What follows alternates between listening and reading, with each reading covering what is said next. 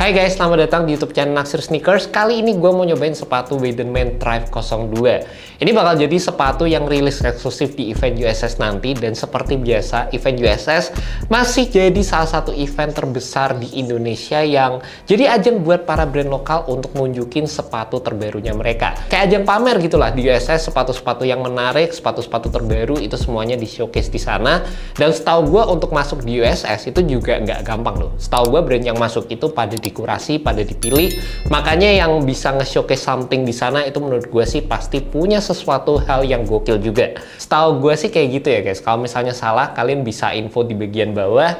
Tapi brand Weidenman sendiri ini sebenarnya brand yang udah eksis selama 30 tahun lebih. Merupakan brand yang dari dulu itu setia untuk bikin sepatu outdoor yang emang udah terkenal juga. Dan sekarang di tahun 2024 mereka ngerilis lini terbarunya yang dikasih nama Weidenman Urban, dimana ini merupakan seri lifestyle-nya mereka, tapi masih merupakan sepatu yang terinspirasi dari model outdoor juga. Secara perkembangannya sendiri sih menurut gue gokil, dimana di event JSD kemarin mereka udah ada ngerilis beberapa artikel baru, dan di USS kali ini mereka akan rilis 2 artikel baru yang menurut gue punya improvement dibandingkan dengan versi sebelumnya yang bakal gue infoin ke kalian di video kali ini. Basically ya, secara first impression yang langsung jadi pertanyaan gue, emang sepatu-sepatu outdoor yang kayak menerjang retail coffee shop itu masih relevan ya di tahun 2024 ini? Gue sendiri tuh jadi penasaran dan rasa-rasanya kayak tren kayak gitu udah mulai jarang kedengeran gitu.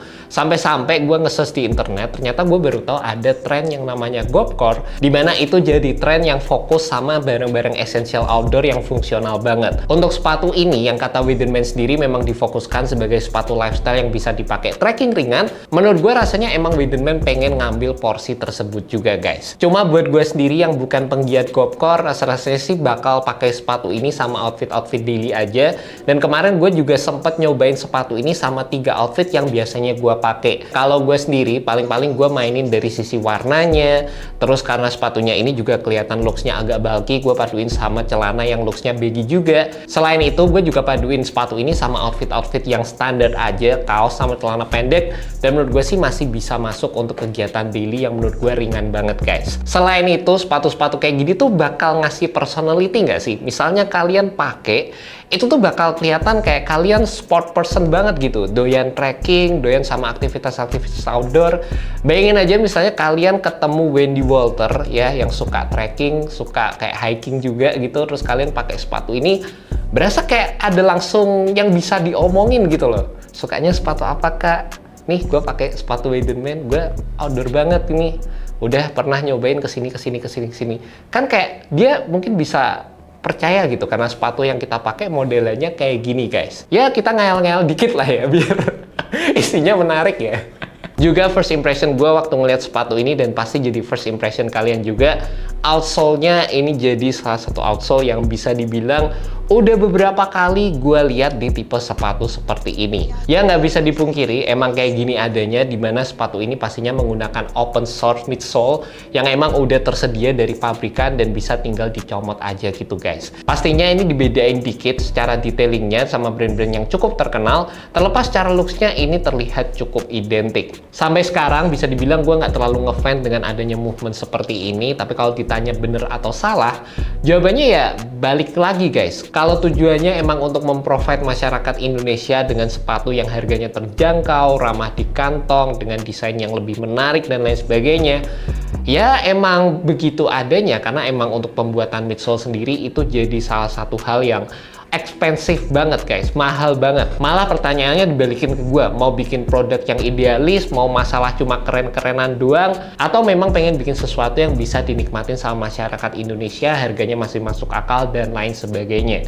Ya balik lagi lah ya ke kalian masing-masing lebih prefer yang mana guys. Makanya sepatu ini bisa dijual dengan harga 495.000, dan menurut gue ini masih jadi salah satu opsi pricing yang terbilang cukup terjangkau dan kompetitif juga guys.